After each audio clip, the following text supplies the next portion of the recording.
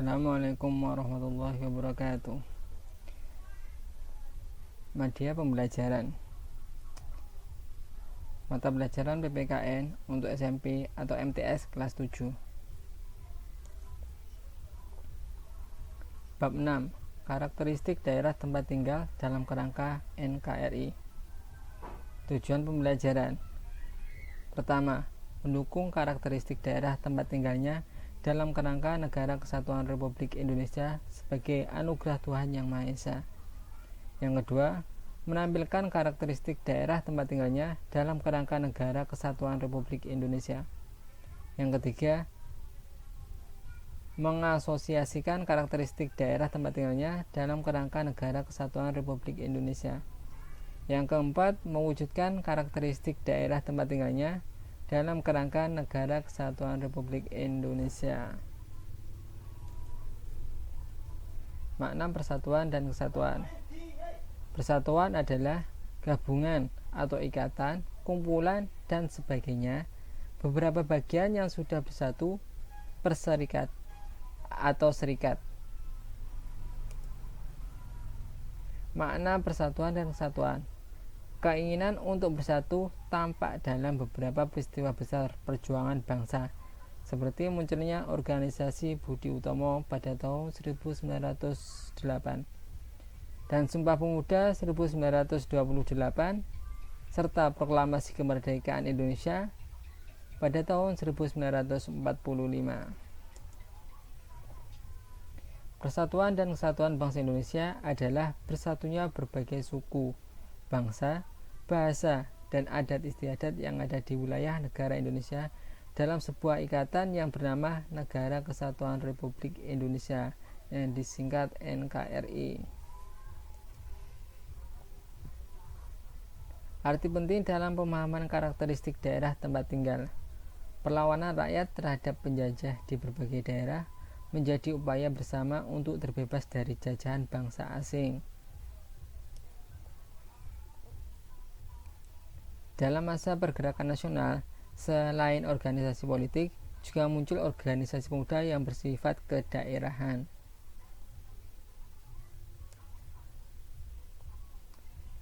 Dalam perkembangan selanjutnya, diadakan kongres pertama pada 30 April sampai dengan 2 Mei 1926 bersama antar organisasi pemuda.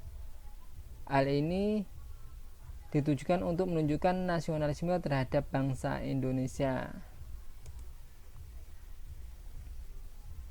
Pendudukan Jepang semakin menyadarkan golongan pemuda untuk merdeka secepatnya tanpa campur tangan Jepang. Hal tersebut mendorong terjadinya peristiwa Rengas Dengklok.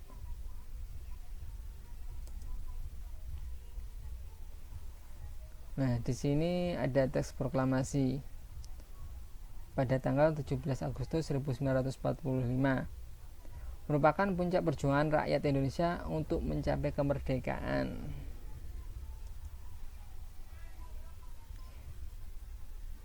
Muhammad Yamin adalah orang yang menggagas ide mengenai pemerintahan daerah dalam sidang BPUPKI pada tanggal 29 Mei 1945.